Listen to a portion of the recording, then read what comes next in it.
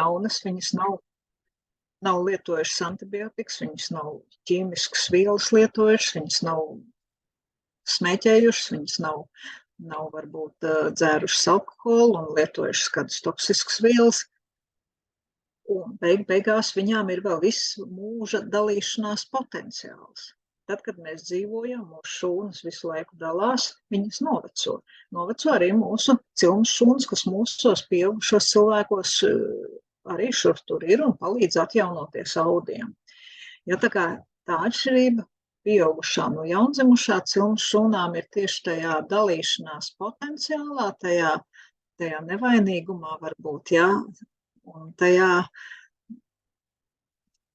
arī vēl varbūt skatoties uz to jautājumu tā, ka tas ir materiāls, ko pēc 5 minūtēm vecmātes izmet medicīniskajos atkritumos. Un mans aicinājums ir, un šur tur es viņu tādu skandinu, neizmet, saglabā, neizmet medicīniskajos atkritumos šo bioloģiski vērtīgo materiālu. Ko mēs varam saglabāt? Par ko mēs runājam? Tad, kad mēs runājam par cilmes šūnu materiālu, ko var saglabāt pie dzemdībām. Un tie pēc būtības ir 2 materiāli. Tas ir asins, kuras ir palikušas nabassaitē un arī placentā, kura turpina atdalīties. Un, kā jau es minēju, tāds nabassaites sprīžu garuma gabaliņš. Esmu iekrāsojis sarkanu un zilu, tad asins šūnas ir, mēs viņus saucam par hematopoētiskām šūnām, un audu šūnas mēs saucam par mezenkimālām šūnām. Tad 2 atšķirīgi materiāli, viņus varētu lietot katru atsevišķi, varētu kombinēt, varētu pie vienām saslimšanām vienu, bet tikpat labi varbūt otru, un iegūstot citu efektu. Kāpēc tas tā ir? Tāpēc, kad, ja mēs paskatāmies šajā slaidiņā, tāda asins šūnas, tā asins cilmes šūna ir tā, no kuras veidojas asinsritē esošā šūnas, sarkanie ķermenīši, baltie trombocīti, dažādas jaunās asins šūnas, dažādu stadiju jaunās šūnas, ja? Tās ir asins cilmes šūnas, un viņu tas arī tad, kad mēs nākotnē viņas pielietojam, arī tad mēs varam iegūt asins šūnas. Mēs nevaram no šīm šūnām gluži kaulaudu šūnas izaudzēt vai muskuļaudu šūnas, ja? Jo viņa jau ir izveidojusies par asins cilmes šūnu un tālāk dalās šis koks dalās asins šūnās. Tātad līdz ar to tas pamata pielietojums, par ko vēsturiski mēs domājam jau 30 gadus, un šīs 86 diagnozes, kuras ir apstiprinātas diagnozes, kuras ir izgājušas kliniskos pētījumus, tās pēc būtības visas ir asins.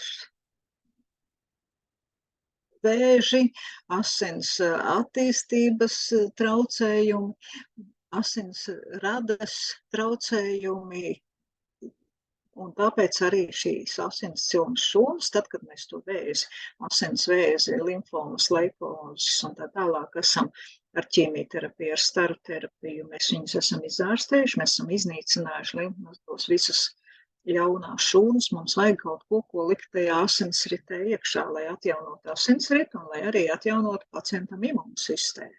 Ja? Un tāds pēc pašas būtības un tā vienkāršoti runājot ir šīm asins cilmes šūnām tas uzdevums. Viņas pielieto neiroloģijā. Un kā tad tā, ja reiz runājam par asins šūnām, kāpēc neiroloģija?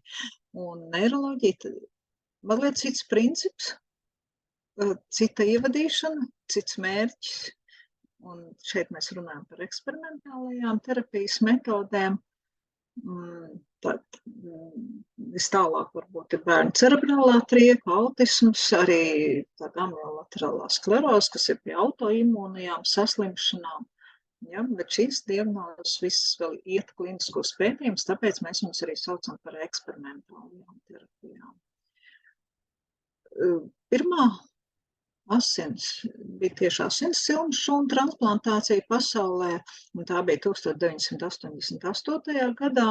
Kopš tā laika Šeit ir 40,000 transplantāciju minēts, kad vairāk nekā 40,000 transplantāciju, bet šajās dienās notiek vispasaules asins, nabasaites asins diena, un šajās prezentācijās mēs jau runājam par 60,000 transplantāciju visā pasaulē, būtībā 30 gadu laikā. Līdz ar to mēs noteikti jau runājam par tādām apstiprinātām terapijas metodēm. Šīs ir tās 86. Par audu šūnām.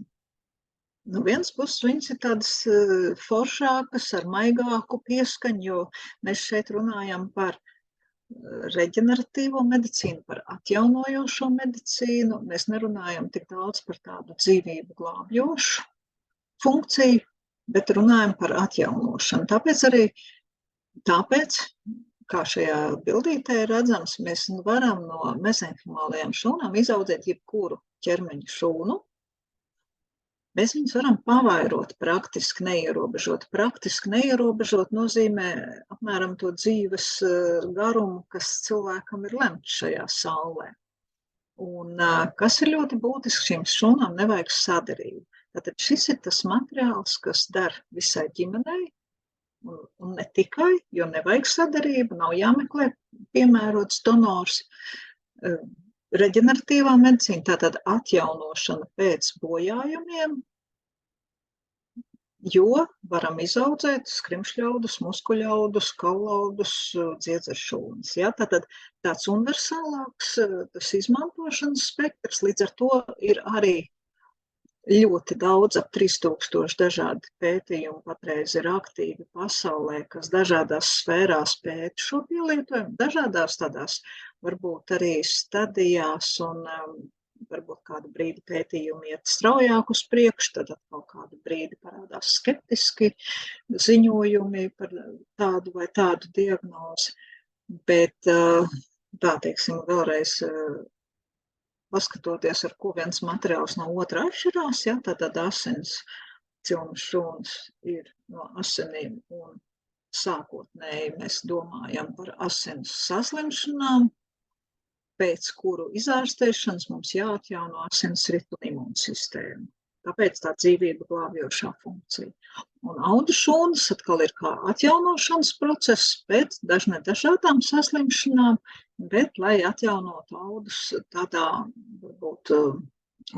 varbūt pat ne tik daudz audus, jo mēs nerunājam par tādu 3D izskatu, varbūt nieres, sirdi vai vēl kādu orgānu, bet tieši to funkciju, to, ko dara noteikti orgānu šūnas.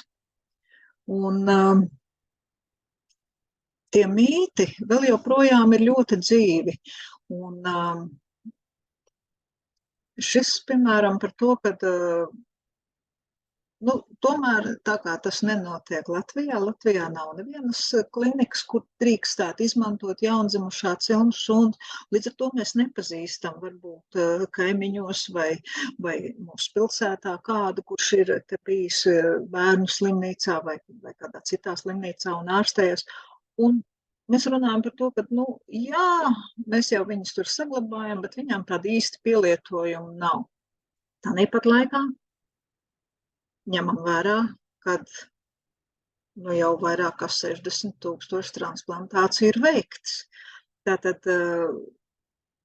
tas mīts vairs neiztur kritiku, un šī zinātne attīstās un iet uz priekšu. Pie tādiem varbūt ne mīts, bet tāda ļoti praktiska lieta, par kuru arī tagad mēs pēdējā gada laikā dažādos gan varbūt portālos, gan arī mammas gaidot mazulīti un interesējoties pie mums, nākot uz konsultāciju par cilnu šūnu saglabāšanu, mēs izrunājam visus jautājumus, un tad mamma tāds bažīgs izteikums, vai tikai nebūs tā, ka, lai saglabātu jaundzimušajām cilnu šūnas, man neļaus nopulsēt nabassaitē. Tāpēc es esmu tādos 2 slaidiņos arī ielikusi, kā tad tur patiesībā ir ar to nabassaites pārdalīšanu, jo mēs runājam, mums pat neienāk prātā, kad tāda agrīna nabasaites pārdalīšana ir tikai līdz 15 sekundēm. Kādreiz es dzirdu par 5, 10, un es pat neteikšu, cik minūtēm, ja? Bet līdz ko mēs ļaujam 30 sekundes, 60 sekundes nopulsēt nabassaitē pēc bērniņa dzimšanas, mēs vienmēr runājam par vēlīnu nabasaites pārdalīšanu. Un ir daudz strīdīgu varbūt viedokļu, dažādas grupas, dažādas arī reliģiju piekritēju grupas un apvienības, un līdz ar to tā strikti neviens pasaulē nav noteicis, ka tieši 22,5 sekundes pieņemsim, ja? Bet gan uz tiem pētījumiem balstoties, gan uz teiksim, ir jau arī dažādas komplikācijas, tīri medicīniskas, un kas ierobežo nabassaitē ilgāk arī ļaut ilgāk pulsēt par tām 15 sekundēm, varbūt medicīniskas stāvokļi, ka tiešām mēs neļaujam pulsēt nabassaitē. Bet tad tās 30, 60 sekundes, tā minūte, mēs runājam Latvijā par 1 līdz 3 minūtēm, un tā ir Latvijas neonatologu biedrības tāda atjaunota vadlīnija 2022. gadā, balstoties uz Pasaules veselības organizācijas ieteikumu. Tātad Latvijā mūsu bērnu ārsti, neonatologi, mēs esam vienojušies, ka ļoti optimāli iznestiem bērniem, ja nav nepieciešams nabassaiti pārdalīt uzreiz, tad mēs ļaujam to minūti, 3 minūtes pēc bērnu piedzimšanas nabassaitē pulsēt. Un bildē ir nabassaites saliktas rindiņā, kā viņas izskatās pēc dažādiem laiksprīžiem. Praksē vecmāte ir tā, kura turot nabassaiti rokā un jūtot pulsāciju, kura tad arī skatoties uz mammu, uz bērnu, arī ir tā, kura izlēma, kurā brīdī tad tas pirmais asiņu daudzums, kas no placentas tiek atpakaļ ieplūst mazulītī, ir saņemts, kad mazais sāk elpot, jo šī nabassaites pulsācija tiek saglabāta ļoti lielā mērā tieši uz tā, lai paspētu atvērties bērniņam plaušas. Viņš jau no ūdens vidas piedzimst sauszemē, un viņam plaušu alveolas bija saspiestas, un viņām ir jāatverās, un tas prasa tās 30, 60 sekundes. Ja? Tā kā mēs netik daudz domājam par to, kā mums tās labās vielas tur skrien atpakaļ pie mazulīša no placentas. Jā, mazais saņem atpakaļ kādus 30, 60, varbūt 80 mililitrus asiņu, kas vēl tajā placentā ir, bet tas jāņem vērā, ka notiek tās pirmajās 15 sekundēs. Un tālāk, tad, kur mēs jau runājam par 40 minūtēm pulsāciju, tā ir tāda jau teiksim, galīgi uz pētījumiem vai medicīniskām indikācijām jau pretrunīga ideja, ja pie tādas nevajadzētu turēties. Jo arī pastāv tādi, varbūt tie jautājumi par to, ja man tā nabassaite pulsēs ļoti ilgi, vai man būs iespējams paņemt kvalitīvu cilmes šūnu materiālu. Jā, tā kā tas svaru kauss ir abās rokās, un vecmāte ir tā, kas izlem. Tie klienti, kas ir mums no 2002. gada, 4. gada, kad mēs ņemam tikai nabassaites asins, mēs audus sākam ņemt un saglabāt tikai no 2016. gada. Šodien 23. Tātad 6, 7 gadi, 7. gads iet, kopš mēs saglabājam šo nabassaites gabaliņu. Ja? Un līdz tam mēs ņemam tikai asinis. Un tad klīda gan medijos, gan arī tādā zinātniskā līmenī tāds mīts par to, ka tas asinu daudzums, kas tomēr paliek placentā un nabassaitē, ir ļoti mazs. Tur jau pietiks tikai maza bērniņa ārstēšanai, un tagad es esmu izaudzis liels, un vai man ir jēgpilni šo materiālu turpināt saglabāt, ja varbūt, ka viņu vajag iznīcināt, un ko man tagad darīt? Un zinātnieki arī šos 30 gadus līdzīgi kā mēģināja noskaidrot, cik ilgi tad var uzglabāt cilmes šūnu materiālu. Un tur ir pavilkta strīpa, kad beztermiņa un cilmes šūnas arī pēc daudziem gadiem atsaldētas un uzrāda tās pašas augšanas un vairošanās īpašības. Un beigās arī zinātnieki esam iemācījušies asins cilmes šūnas pavairot.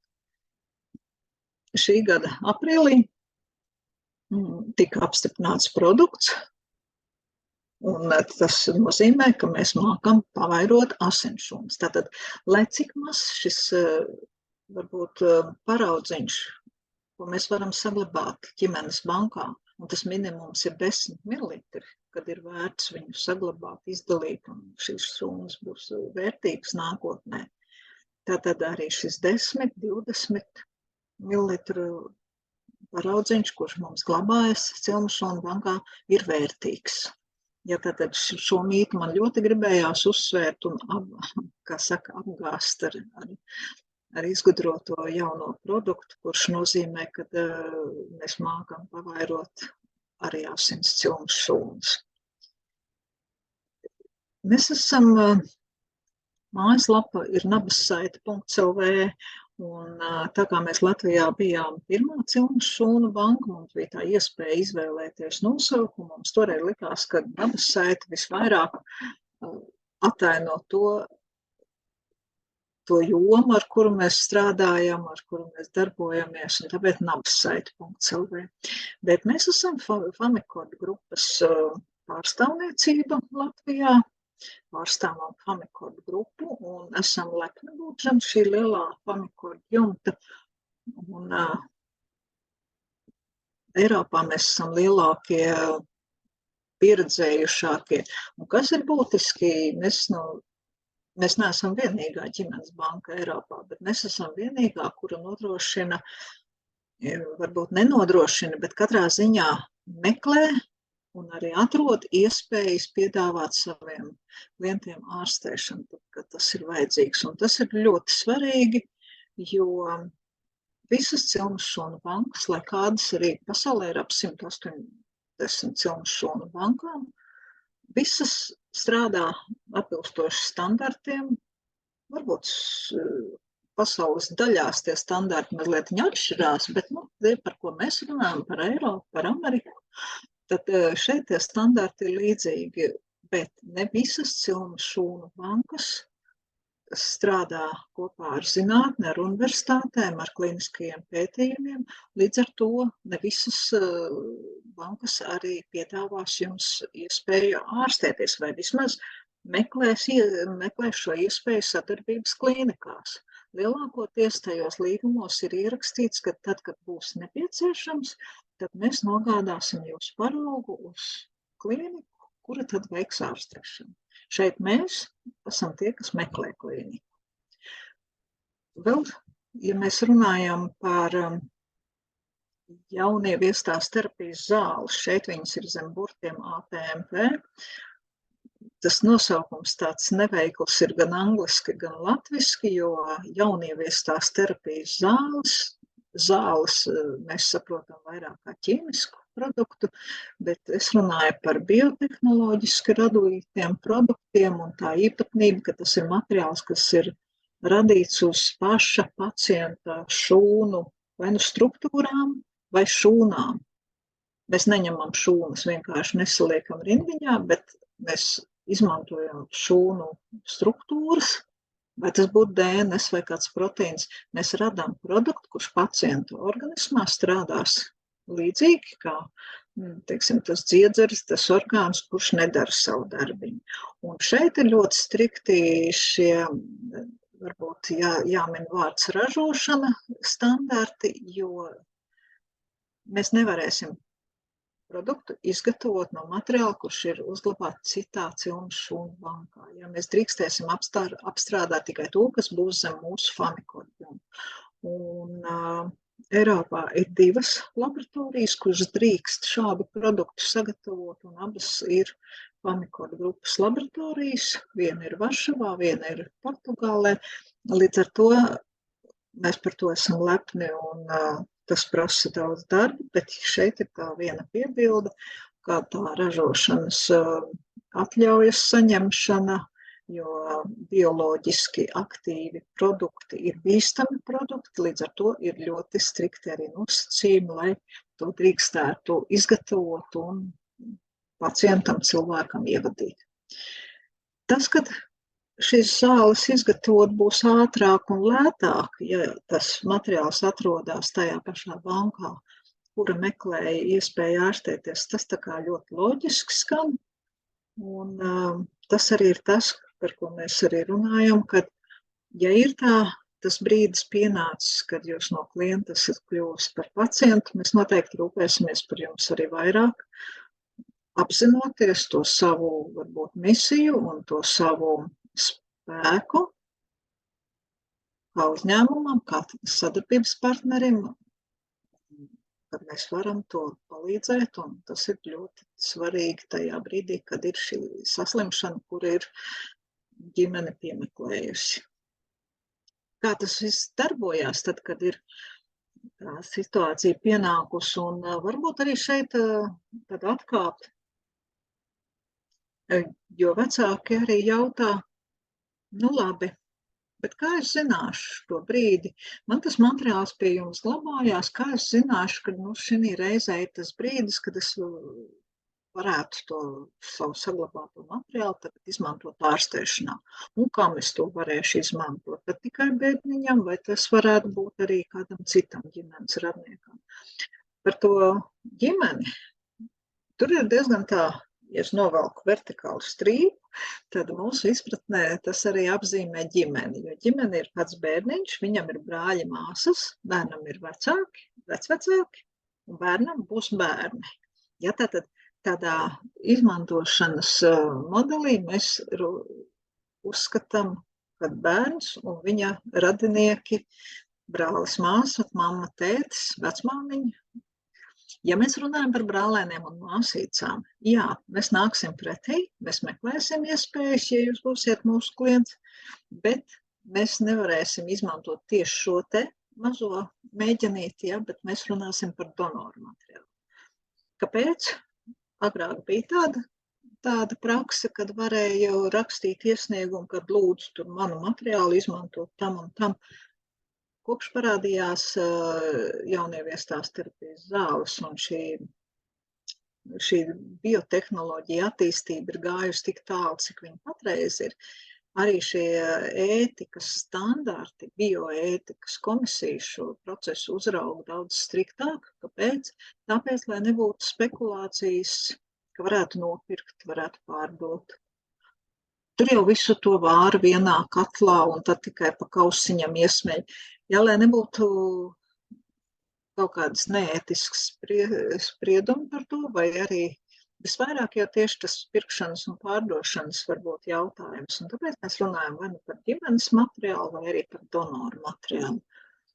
Un kā to brīdi uzķert vai pamanīt, vai kurā brīdī tad es varētu par to interesēties. It kā loģiski būtu, ja tā ideja nāktu no ārstu konsiliju slēdzieniem. Tā būtu pareizi. Tāpat laikā manas paudzes ārstiem un daudz jaunākiem par to neko nemācīja, jo šī zinātne ir pietiekoši jauna.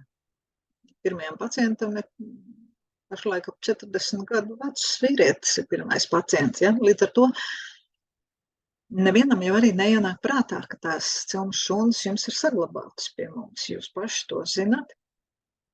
Ja tās būs tās hematoloģiskās diagnozes, tās 80 pāri diagnozes, ko es minēju vienā no iepriekšējiem slaidiem, jā, tad šo slimību ārstējot, tā iniciatīva nāks no hematologiem, jo arī pasaulē tiek meklēt donoru materiāls pie šīm saslimšanām.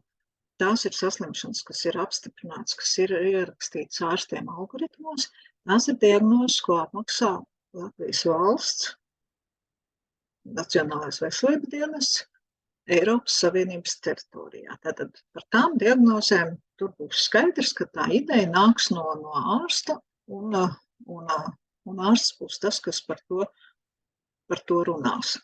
Bet par tām pārējām, par tām eksperimentālajām terapijām, ja mēs runājam, tad es parasti stāstu tā, kad kādreiz jau ir saslimšanas, kuras mēs diagnosticējam, mēs izrakstam zāles, mēs ārstējam, izveseļojamies un viss ir kārtībā. Kādreiz ir situācijas, pirmkārt, mēs nevaram īsti atrast, kas pa vainu. Otrkārt, tad, kad mēs esam atraduši, mums kaut kas neiet tā, kā gribētos. Un mūsdienās, kad māte Gogla jau ir 5 reizes apgriezt uz riņķi pa to laiku, tad arī ienāk prātā tīra tā doma, cilmšūns, kaut kur tas vārdu savirknējums tur parādās. Un praksē tā arī notiek, ka tad arī vecāki zvana un interesējās un jautā, vai raksta vēstuli, man pie jums glabājās cilmšūnas, un vai būtu iespējams viņas izmantot, jo man tur ir tas un tas. Un tā tam arī ir jābūt, un tā tas process ir arī citās valstīs. Mēs neesam ne savādāki par citām valstīm, jo ļoti maza mēs runājam par retām saslimšanām, mēs runājam kādreiz par sarežģītām ārstēšanas iespējām. Un arvien biežāk un biežāk ir situācijas, ka mēs nevaram gluži savā blakus slimnīcā problēmu atrisināt, ka mums ir jādomā par iespējām ārstēties arī citās valstīs. Un tāpēc tās būs tās situācijas, kad droši vajag rakstīt un interesēties, un mēs nāksim palīgā un meklēsim. Jo šajā slaidiņā tā tas arī ir iezīmēts. Pašā vidiņā ir pacientu koordinators. Vienā pusē ir klienti vai pacienti šī brīdī, respektīvi jūs esat mūsu klienti, kam ir kāda problēma, un jums gribētos saprast, vai varētu izmantot cilmšūnas. Tad ir medicīniskie centri. Mēs patreiz sadarbojamies ar apmēram 1300 medicīniskiem klīnikām Eiropas teritorijā un Amerikā. Mums nevajag visus 1300 pēc listas, bet ļoti svarīgi ir, ka šis ārsts, pacientu koordinators, kad viņš orientējas tajā sfērā, un viņš arī zina, kurā brīdī, kurā varbūt valstī, sāksim jau ar to, kura klīnika vairāk specializējas uz to vai to vai to. Vai varbūt kaut kur kādā valstī ir kādas bezmaksas programmas, kurās mēs varam savu pacientu ārstēt. Tad viena liela sadaļa ir Omikord grupas medicīnas departaments kopā ar laboratoriju, un mūsu Latvijas materiāls glabājas Varšavas laboratorijā, kas ir lielākā laboratorija Eiropā. Manuprāt, tas ir ļoti apsveicami, jo tiešām tur ir gan medicīniskie korifeji, gan mūsu materiāls, kurš glabājās, un tas ceļš noskaidrot sadarības, dažādas varbūt analīzes un iespējas mums ir varbūt ātrāk nekā varbūt, ja mēs būtu kaut kur kādā citā valstī un ar citu tādu varbūt to medicīnisko segumu. Tā kā tas ceļš ir tāds, kad mēs nākam, meklējam savā cilmšūnu bankā atbildes uz saviem jautājumiem. Mēs arī pirmos pacientus mēs varējām jau ārstēt ap 2015. Gadu. Mums bija pirmie pacienti, kas ārstējās Polijā. Tie bija autisma un cerebrālās striekas pacienti. Bet varbūt tā mērķtiecīgāk pēdējos gados, no 2020. līdz 2022. gadam, 2 gadu laikā, šie 6 bērniņi jau tā mērķtiecīgi pēc nospraustas programmas brauca ar Žagelmedu klīniku, gatavojām Varšavas laboratorijā materiālu un saņēmu terapiju, sekojām līdzi, katram bija savs kurs, pārsvarā tās bija neiroloģiskas saslimšanas, un tas bija tāds 5 aplikāciju kurs, ik pa 2 mēneši.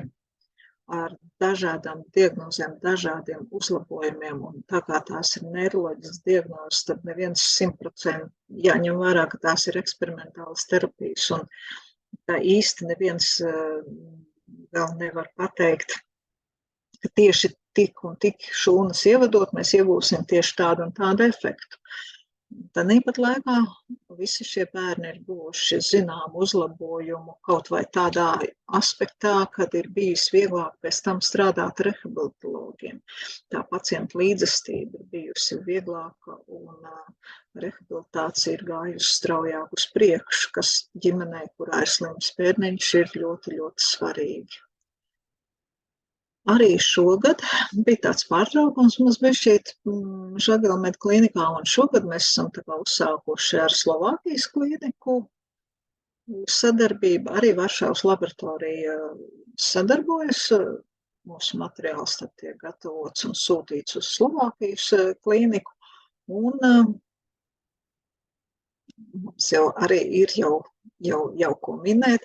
Ance meitenīte, Ance, jūs varbūt ir vispilgtākā personība no visiem šiem bērniņiem, jo par Anci vēl nesen bija materiāls un ziedojumu vākšanas tādas kampaņas, jo Ancīte ir mātes vardarbības rezultātā cietas bērniņš. Ance piedzima veselu. Viņu audzina Audžu ģimeni. Un 20. 22. gadā Ance saņēma 5 transplantācijas Polijā. Tagad Ance brauks uz Slovākiju, un uz Slovākiju Ance brauks ārstēt redzes nervu atrofiju, kura tomēr saglabājās pavisam drīz, jau nākošu nedēļu. Biļetes ir nopirktas, analīzes viss ir uztaisītas, un jau 20. datums ir, kad Ancītei tiks veikta apkārtot ārstēšanu. Tā kā šajā jomā mēs turpinām strādāt, un, kā jau teicu, mēs esam lepni par to. Lepni varbūt tas skan tā augsti, bet mēs patiešām dzīvojam līdz saviem pacientiem un priecājamies, ka ir tā iespēja arī ne tikai ar tādu solījumu nākotnē paņemt un saglabāt cilmes šūnas, bet arī, ka tā ir tāda šīs dienas rezultāti šīs dienas, ko mēs varam arī stāstīt un iedrošināt varbūt pārējās ģimenes, ka tam ir jēga un tas nav tikai kaut kur tālu. Droši vien par izmaksām, tā īsumā par izmaksām varētu stāstīt gari plaši, un arī katrs gadījums ir savādāks. Bet arī šeit tajā slaidiņā esmu sadalījusi sarkanajām zilajām burtiem.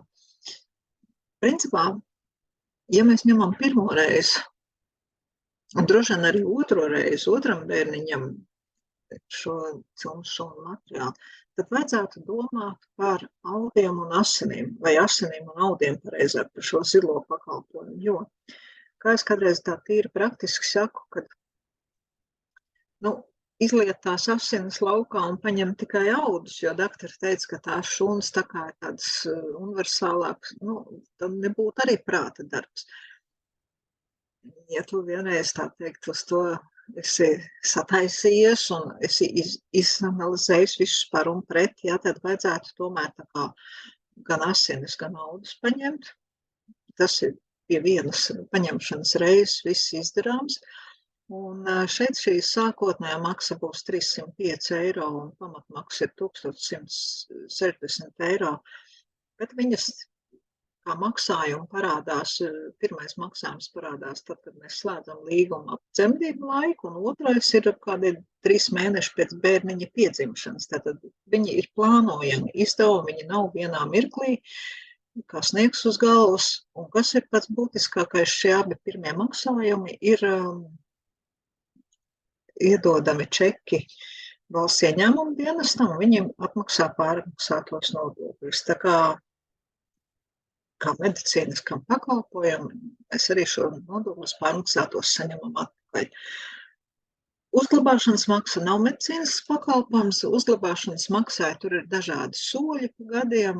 Varam maksāt katru gadu, varam maksāt 5, 10, 8, 25 gadi. Tas varbūt tad ir jau varbūt tālāku sarunu tādā laikā noskaidrojams, kā tur tad īsti, ja.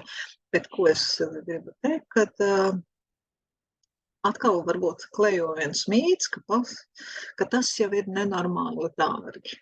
Jā, tas nav par velti, tas nav lēti, tas ir pietiekoši dārgi, ko gribu uzsvērt, kad laika gaitā šīs cenas nav mainījušās. Jā, tad, un tas ir tāds ļoti, ļoti varbūt aspekts, kas jāņem vērā, kad tomēr šis pakalpojums ir kļuvis pieejamāks, un varbūt tas mīts, ka tas ir nenormāli dārgi, varbūt nāk līdzi no pirmās krīzes laikiem, 2007–2008. gada. Jā, tāpēc arī šī slaidiņā ieliku, lai uzmetot aci, ir skaidrs. Vēl ko gribu pastāstīt, likt aiz auss, 15. novembris, tas bija vakar. 15. novembris ir vispasaules nabassaites asins diena. Ir dažādas svinamas dienas, gan kaķu, gan suņu un tā tālāk.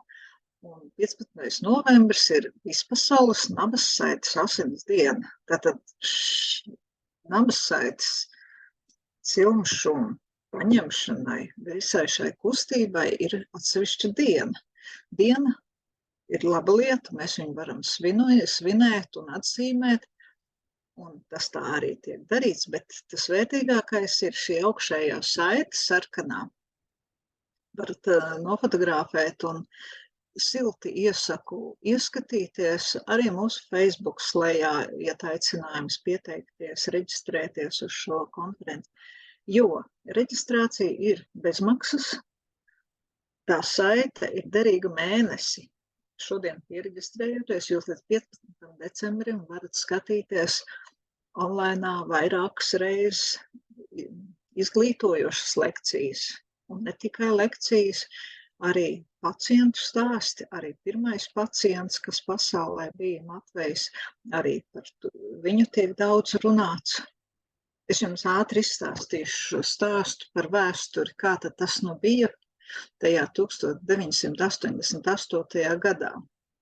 Jo šur tur medijos pavīd, kad pirmais pacients, kam tika transplantētas nabassaites asins cilmšūnas, bija pacients ar Fanconi anēmiju.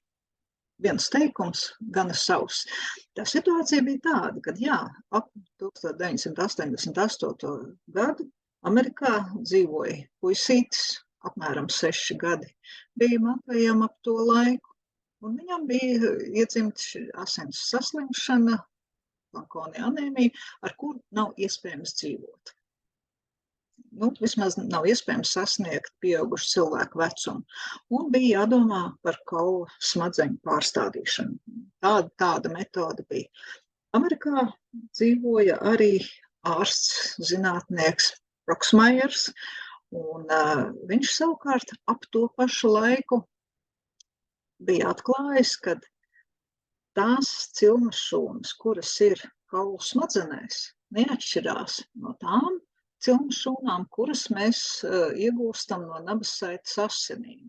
Tātad nabassaites asins, kuras mēs izlejam pēc dzemdībām medicīniskajos atkritumos, ir ļoti vērtīgs materiāls.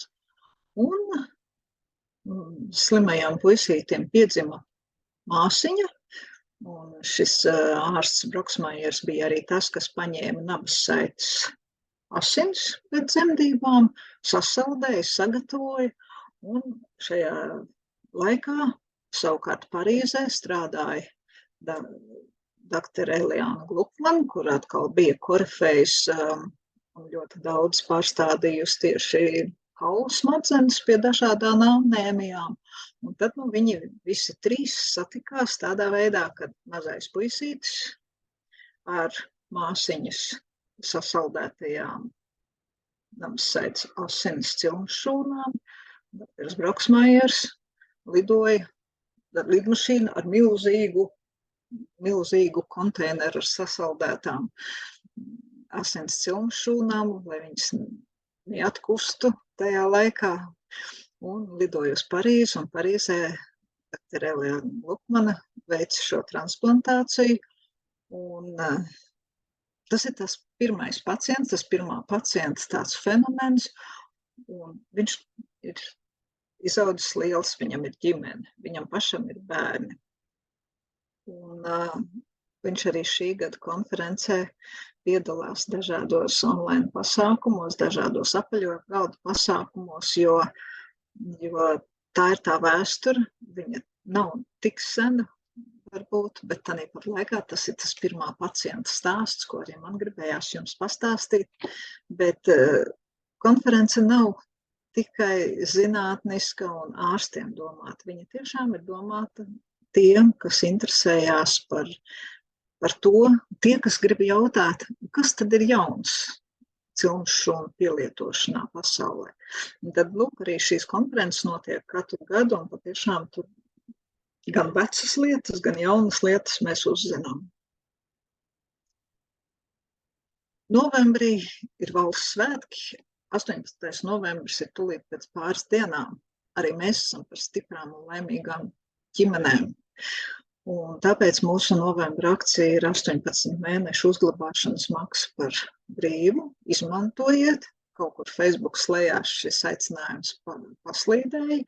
Gribu šodien atgādināt, un droši vien arī Kristīna jums sūtot vēl atgādinājumu. Un paldies, vēstuli pieminēs šos nosacījumus. Bet novembris ir gaišs, tāpēc, ka mums ir valsts svētki un izmantojam iespējas, svinam svētkus, domājam par savas ģimenes drošību, jo ģimenes ir, teiksim, tā mūsu vērtība, par kurām arī mēs, kā Cilmu šūnu banka, iestājamies un domājam tieši par ģimenes drošību. Lai arī mēs runājam par asins cilmu šūnu, audu cilmu šūnu paņemšanu mazulītim, tad mēs bieži vien to domājam tādā ģimenes sakarā. Jo mazais var būt arī tas, kurš izglābj brāļa vai māsas dzīvību. Es iemetināšu te pa vidu, tā kā mēs jau rakstījām ielūgumā, ka būs pārsteigums.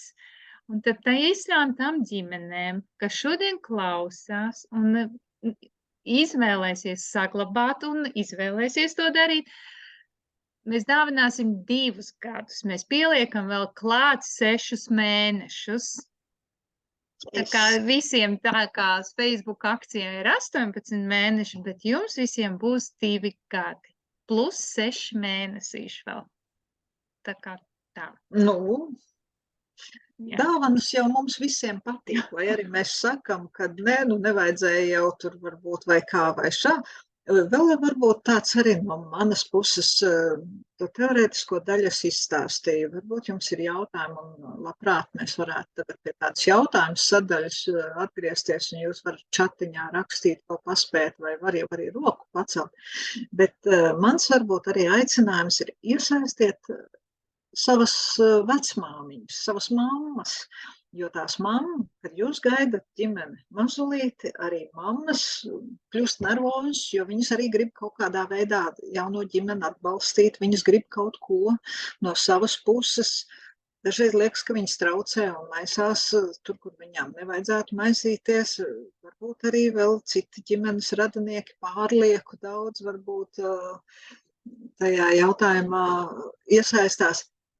Lieliska ideja, lieliska dāvana jaundzimušajam, ko tiešām vecās mammas varētu no savas puses.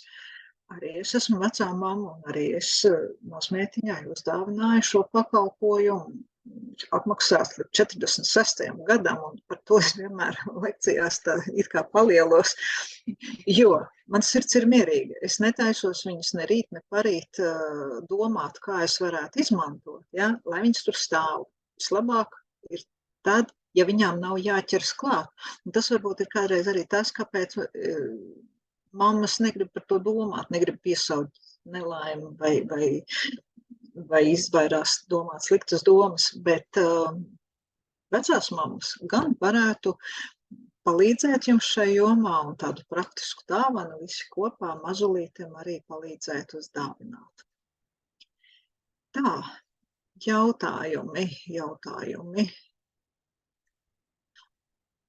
Ir jautājums par krūtsvēža slimnieci un vai var izmantot. Tā, es gribētu tagad tos jautājumus kaut kā savu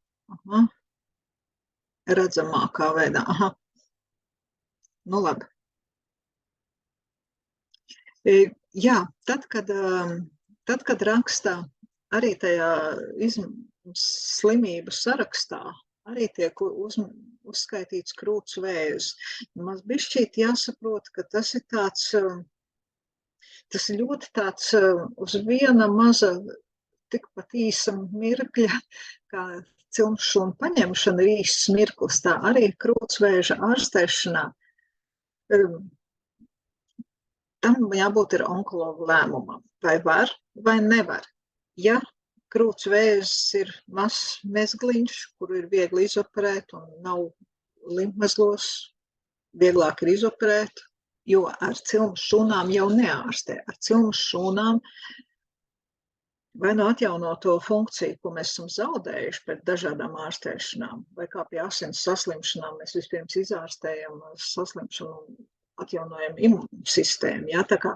Tā nav. Man tagad ir krūts vēzis un es ielaidīšu cilmes šūnas un būšu vesels. Ja?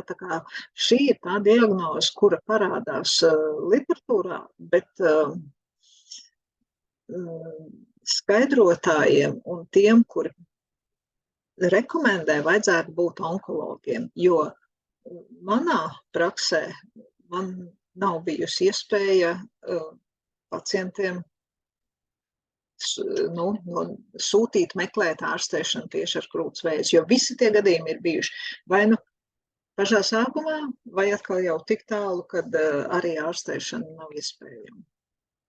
Tā kā vēl jau vairāk tad par izmaksām mēs tur neko nevaram teikt. Bet es atgriezīšos uz pašu sākumu. Jā, Linda jautā, vai varēs izmantot visa ģimene un cik ilgi varētu uzglabāt. Par to visu ģimeni, tā, kā es teicu, kad visa ģimene nozīmē bērns, brāļa, māsa, mamma, tētis, bērnam bērni. Vecmā. Tā ir tā vertikāli, ja? Tā ir arī tā visa ģimene. Arī, ja mēs runājam par asins, cilmes šūnām, viņām vajag sadarību. Asins cilmes šūnas pie vēžiem parasti pašam bērnam neizmanto, kā reiz izmanto māsai brālim. Ja runā par neiroloģiskajām saslimšanām, ko es tur slēdiņā sākumā rādīju, tur atkal ir tikai pašam bērnam, paša bērna materiāls. Ja, tā kā medicīna ir sarežģīta, katrs gadījums ir sarežģīts, un katra varbūt klīnika arī kādu vienu metodi pārzina vai pielieto, un tāpēc var saputroties, jo liekas, ka es teicu, ka tikai bērnam, bet izrādās, ka nevis bērnam, bet brālim un māsai, bet tad atkal pie kā kuras saslimšanas. Par uzglabāšanas ilgumu gan, tur līgums ir beztermiņa, nevelti es pieminēju bērnus, ja. Tāpēc, kad sākotnēji arī zinātnieki un laboratorijas šo jautājumu vēl pētīja, vēl nebija tādas skaidrības, bija tieši tāds pats jautājums kā jums, cik tad ilgi viņas ir tādas dzīvīgas un vairoties gatavas. Pagāja 24 gadi un dažādās pasaules daļās zinātnieki šī jautājuma strādājot, tad varēja pavilkt apakšā strīpu un pateikt, ka pēc 24-25 gadu uzglabāšanas cilmes šūnas savas īpašības nemaina. Šīs ilgstošās sasaldēšanas, ja viņas ir pareizi sasaldētas, pareizi uzglabātas, pareizi atsaldētas, tad šī vairošanās spēja un dalīšanās spēja ir tāda pati, kā viņas uzglabāšanas sākumā. Tātad mēs runājam, tāpēc arī runājam, ka visam dzīves garumam un arī runājam par bērna bērniem. Tad ilgumam tam vairs nav tāda nozīme pievēršama. Par pirmā tipa cukuru diabētu. Vai cilmes šūnu kvalitāti ietekmē pirmā tipa cukuru diabēts? Nē, mums var būt dažādas saslimšanas pašiem. Bet tad, kad mazulis dzimst, šis pirmā tipa diabēts, ja nu akurāt viņš būs ģenētiski noteikts un būs kaut kāds gēns izmainīts un šis diabēts būs kā pavadoša saslimšana, tad varētu būt, kad mēs nevarēsim izmantot. Bet ņemot vērā, ka tajos gadījumos mēs runājam par audu šūnām, tieši par mezenhumālajām šūnām, tad, ja mēs esam saglabājuši mazulītim un akurāti, jo pirms katras pielietošanas, pirms katras ārstēšanas materiālu vēlreiz skata ģenētiķis, dažādi speciālisti, dažādas šīs sadarības testi pastāv. Un pat tad, ja mēs esam nolikuši cilmes šūnu bankā materiālu, mums ir izdarītas visas analīzes. Var gadīties situācija, ka tā saslimšana pēc tam ir kaut kāda specifiska. Arī pēc tam mēs varam kaut ko vēl atrast, kādas gēnu sakritības, kuru dēļ, līdzīgi kā retās saslimšanas, kuras katru gadu nāk jaunas un jaunas, kuras mēs agrāk nepazinām. Ja? Tā kā to paredzēt, kā tas būs, mēs nevaram, bet pirmā tipa diabēts, ja ir mammai, tas nenozīmē, ka viņš iedzims bērnam. Tātad, saprotot, ka cilmes šūna ir kaut kā sākums, tad šīs jaunās šūnas neiedzimst, viņas iedzimst, teiksim, tādas bez tā diabēta. Ja. Atbilde būs, kad neietekmē tas, ka mamma ir slimojusi ar diabētu. Taču, savukārt, varbūt ja jauna sieviete slimo ar pirmā tipa cukuru diabētu, tad tas varētu būt tas signāls, kas liek aizdomāties, nevelti mēs runājam par to, ka jums jāpārskata ģimenes anamnēzē, kādas ir saslimšanas. Tas liek uzmanīties un domāt par nākotni, kā tad būs mazulītim. Un tas varētu būt viens no aspektiem, kas liktu mums aizdomāties un tieši saglabāt cilmes šūnas, lai mums būtu kaut kāda rezervīta.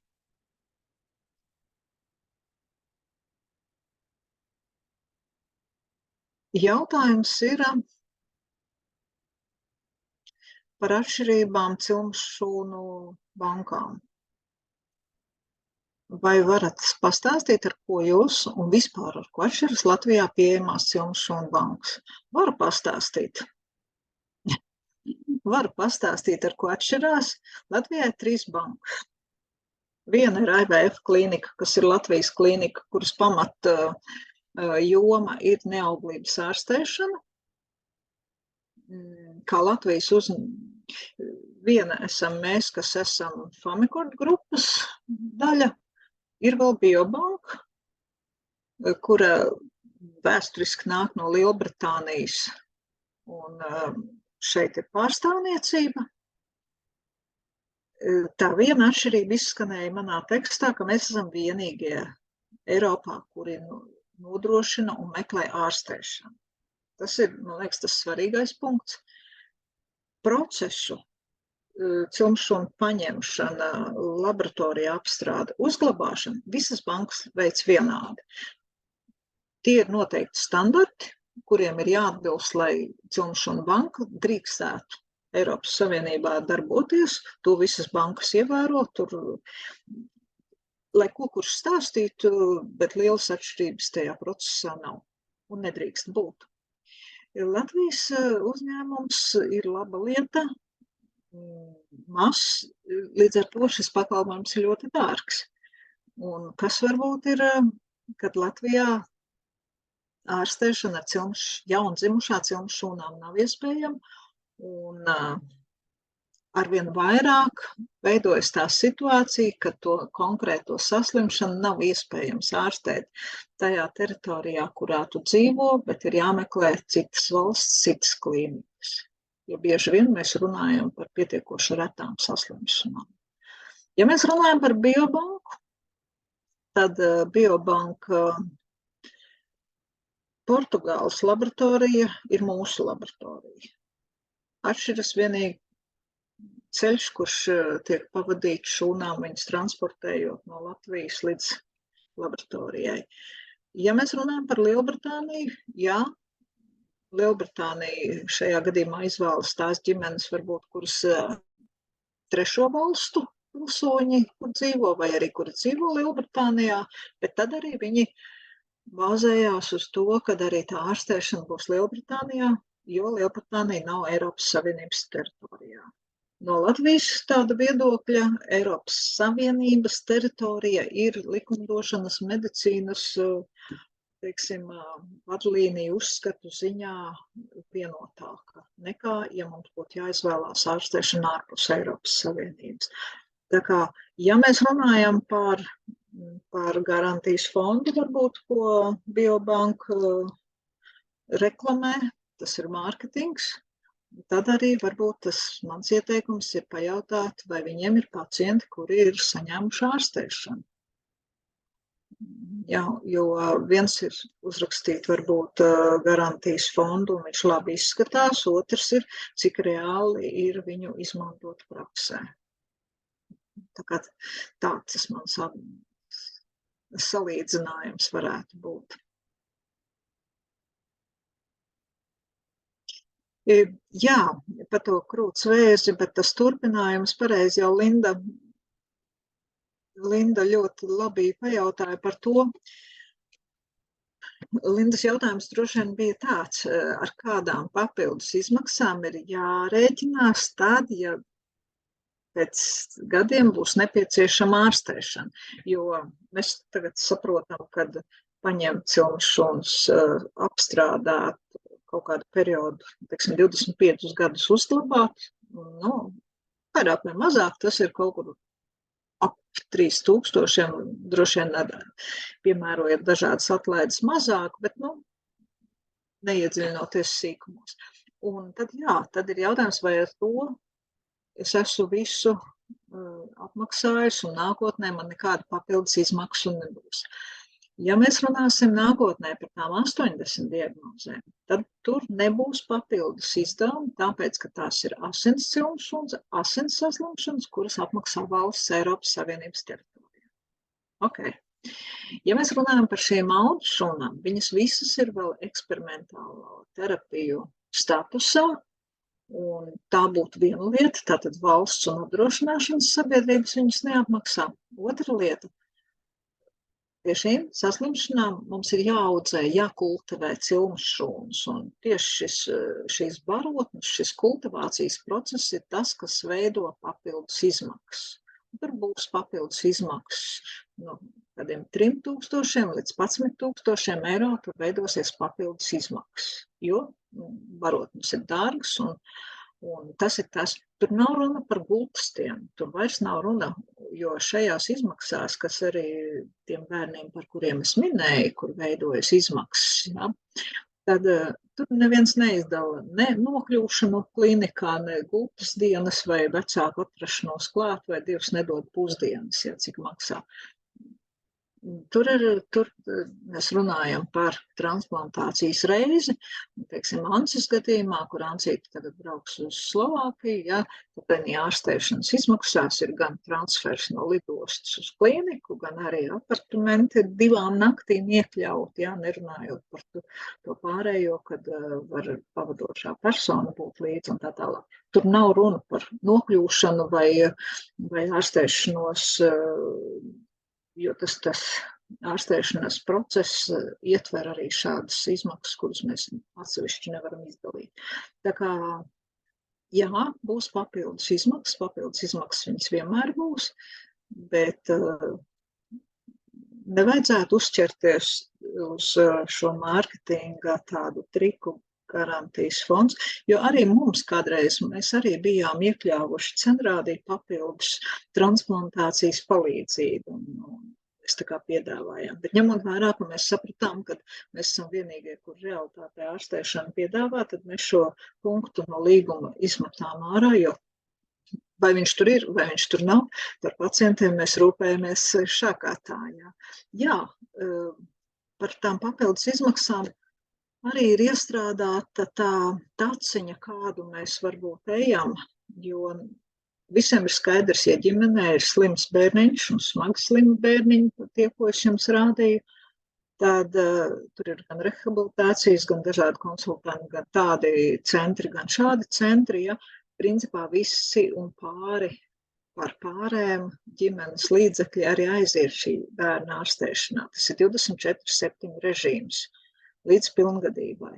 Un šajos gadījumos ir ļoti loģiski, kad vecākiem droši vien nav lielas liekas naudas, un mēs piesaistam tad ziedojumu fondus, jo tikai tādā veidā mēs to varam arī risināt. Un ļoti ir atšķirīgi šie ziedojumu fondu līdzekļi, ko mēs izmantojām ārstēšanām Eiropā. Tās summas ir saprotamas, viņas ir arī saprotamas ziedojumu fondiem. Tās, kas ir ārpus Eiropas Savienības teritorijas, tur mums ir grūtāk, tur tās summas ir savādākas, un viņas arī netiek atsevišķi atšifrētas tieši kas, ko un ko mēs no tā sagaidām. Ja, tā kā garantijas fonds nav, un viņu arī nevajag. Par 35. nedēļu, un vai nav par vēlu? 35. nedēļa ir ļoti labs tāds laiks, kad par to domāt, jo loģiski mamma par šo iespēju sāk domāt 3. trimestrī. Arī ginekologi un vecmātes atgādina apmēram šajā laikā grūtniecēm, kad ir tāda iespēja paņemt jaundzimušā cilmšūnu. Jo 1. trimestrī mēs domājam par sevi, 2. mēs tā kā sākam pierast un sakārtot varbūt savas lietas. Tad, kad to somu jau sāk likties, kad dzemdību soma jāliek, tas ir pēdējais brīdis, kad arī vajadzētu vēl atcerēties un uzmeklēt mūsu, lai uzzinātu vēl neskaidros jautājumus un slēgt līgumu. Jo ir slimnīcās rezerves kastītes, ne visās, bet ir. Bet tas nav mans aicinājums, tā teikt, domāt par šīm rezerves kastēm, un kad nu tad sanāks, kā nu tad man liksies tā darīšu, jo vienmēr aicinu, ka tam lēmumam ir jābūt tādam izsvērtam, arī uz informāciju, uz mūsu lekcijām, uz mūsu tikšanās reizēm balstītam, jo viņš ir tāds ieguldījums un sadarbība ar mums nākotnē. Tas nav tāds vienu momentu pirkums. Kas veic cilmšūnas savākšanu un kā tiek nodrošināta nodošana bankai? Jā, vecmāte, respektīvi vecmātes ir apmācītas, un to arī nosaka standarti, kādi ir jāievēro valstī, audu centriem, cilmšūnu bankām, slimnīcām, kurās tikai slimnīcā, tātad mājdzemdībās mēs nevaram paņemt cilmšūnas, un to dara vecmāte. Kad viņa to dara? Viņa to dara parasti, tad, kad mazais ir piedzimis, un mēs gaidām placentas piedzimšanu. Ja, tajā starplaikā. Jo placenta, kamēr atdalās, vēl ir asinsrite, un tad arī vecmāte paņem cilmšūnas. Grūti tas nav, sarežģīti tas nav, ir speciāls komplekts, kurā to paņem. Nodošana bankai, jā, tur ir tā mūsu ilgadējā pieredze un komunikācija, jo tad, kad jūs braucat uz slimnīcu, jūs mums uzrakstat īsziņu vai varbūt piezvanat un sakat, ka tā un tā. Es dodos uz stacionāru. Un tad, kad vecmāte ir šo materiālu paņēmusi, viņa savukārt zvana mums. Tad, kad jūs jau piezvanījāt, mēs jau esam jau tādā jau procesā, gaidība jau tādā režīmā, mēs jau saprotam un varam arī organizēt lidmašīnu, jo cilmšūnas dodās ar lidmašīnu uz Varšavas laboratoriju. Lidmašīnas ir vairākas reizes dienā, un mēs plānojam līdzi jums, kad uz kuru reisu tad būs tā kastīte, jo mēs paši braucam uz slimnīcu pakaļ, paņemam un nododam kurjeram lidostā.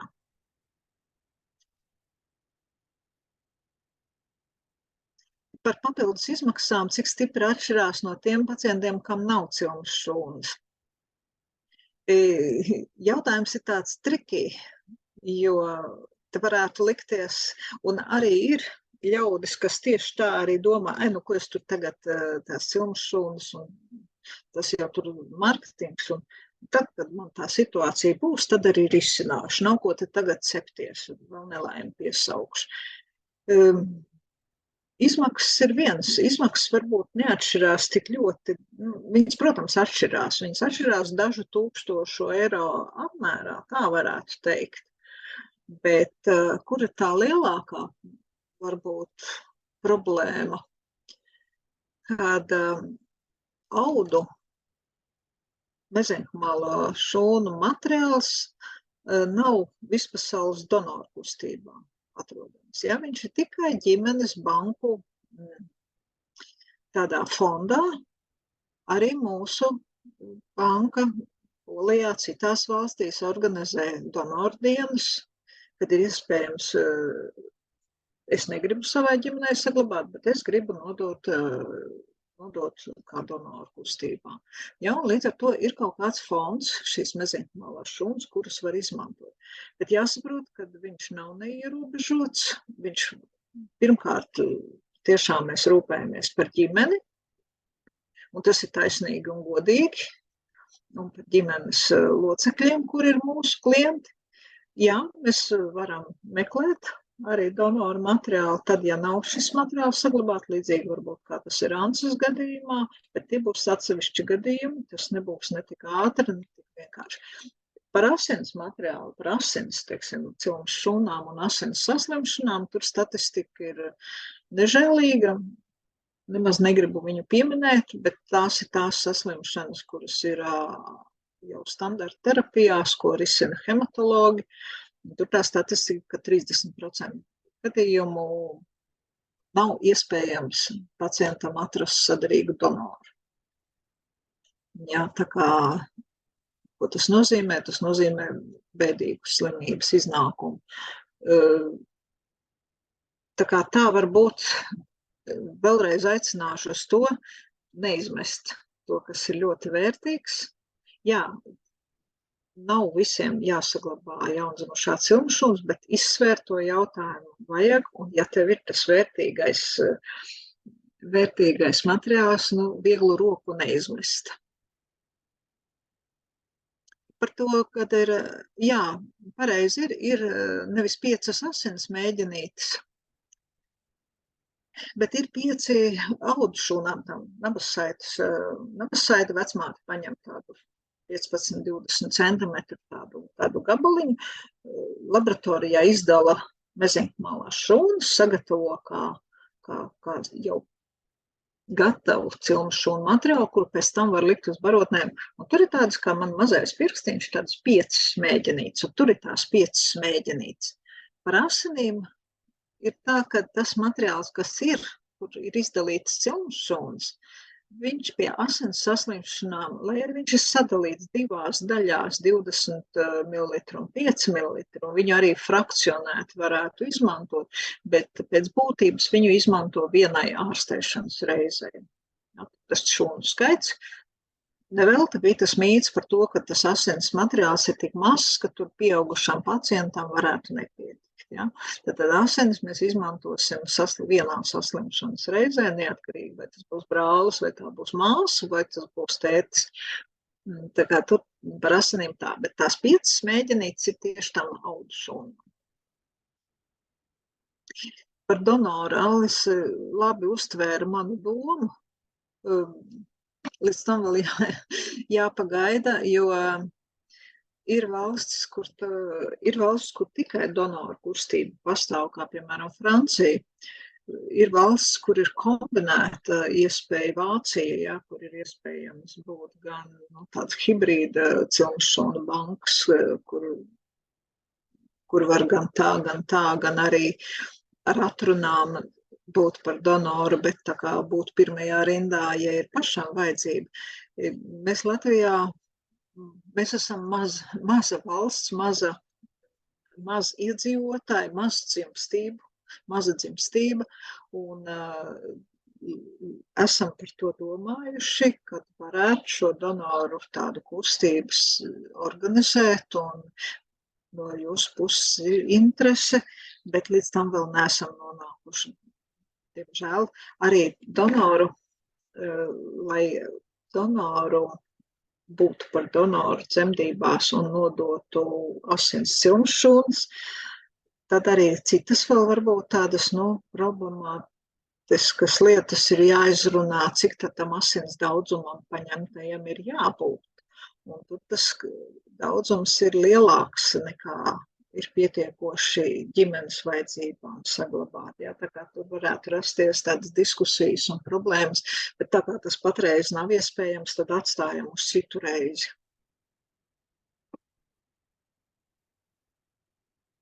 Kristīna jautā par akcijām, bet tur ļoti vienkārši e-pasts, un mēs visu nosūtīsim uz e-pastu.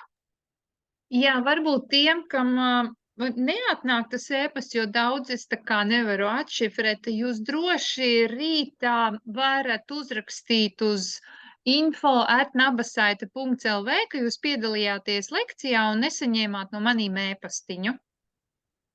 Jo dažkārt mēs pēc tiem vārdiņiem, kas parādās uz ekrāna, nevaram atšifrēt, kurš tad ir tas e-pasts, jo jūs varbūt no cita telefona vai cita datora, un mēs nevaram jūs vienkārši atrast. Tā kādreiz ir. Labi. Es ļoti atvainojos, doktor, es atļaušos piebilst dažus vārdus. Katrā ziņā es redzēju, ka ir vēl viena vecmāte arī mūsu pulciņā, kas klausās, un es ļoti ceru, ka arī viņa man piekritīs šim visam tekstam.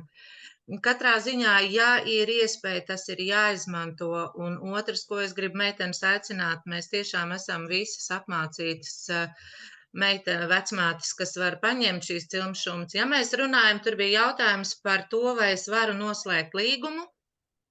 Tagad vai tas nebūs par vēlu? Zinat, kā ir, nebūs par vēlu, ja jūs to līgumu noslēgsiet arī, kad būs dzemdību diena, bet tikai būtu svarīgi pateikt, kad jūs dzemdējat, kad jūs gribat paņemt šīs cilmšūnas, un vecmātes paņems brīvo komplektu un visu izdarīs, jo ir bijuši, diemžēl, gadījumi, kad ir piedzemdēts, un tad nākamā dienā man zvana, vai tu zini, mēs gribējām cilmšūnas. Kur nākamā diena, ja tas ir pilnīgi visas oficiālās daļas, jūs varat kārtot pēc tam, ir būtiski paņemt, ir svarīgi paņemt, jūs nevarat uzlikt dublis viens, es tagad nokārtošu līgumu un tad ņemšu cilmšūnas.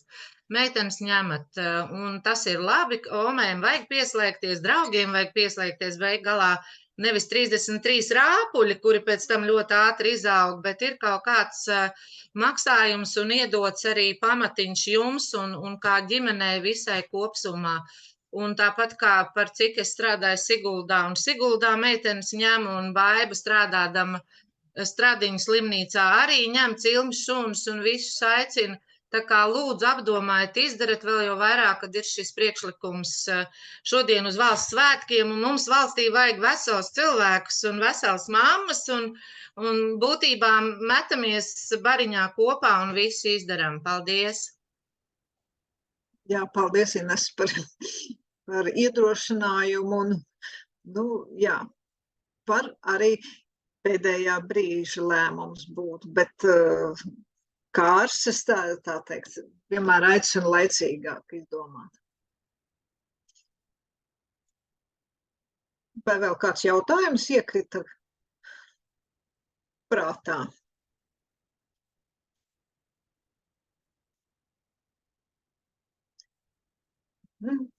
Prieks, kad ir arī e-pastiņi parādījušies, lai varam nosūtīt informāciju.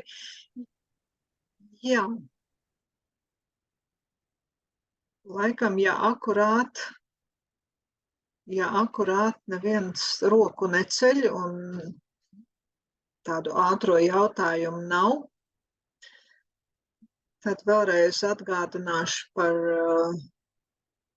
Pasaules nabasaites asins dienu, un tā nav pagājusi, tā ir veselu mēnesi iespējams ieskatīties lekcijās, kas ir, kā vēlreiz teikšu, viņas nav tikai profesionāļiem, viņas ir arī tiem, kuri ir mūsu klienti, esoši klienti, un kuri šad tad jautā, kas ir jauns? Kas tad jauns tajā cilmes šūnu jomā? Aicinu paskatīties un pačekot, paskatīties, kas tad tur jauns ir. Labi, vēlreiz varbūt paldies par piedalīšanos. Atgādināšu, kad lekcijas būs vēl un nākamā vēl būs pašās mēneša beigās. Arī liksim aicinājumu uz lekciju, tā kā varat arī draudzenēm un interesantu ģimenēm arī padalīties ar informāciju, un paldies, un lai jums mierīgs vakars, mierīgs tas gaidīšanas laiks, ja esat gaidībās, izmantojam iespēju akcijām un uz saziņu. Paldies jums un tā!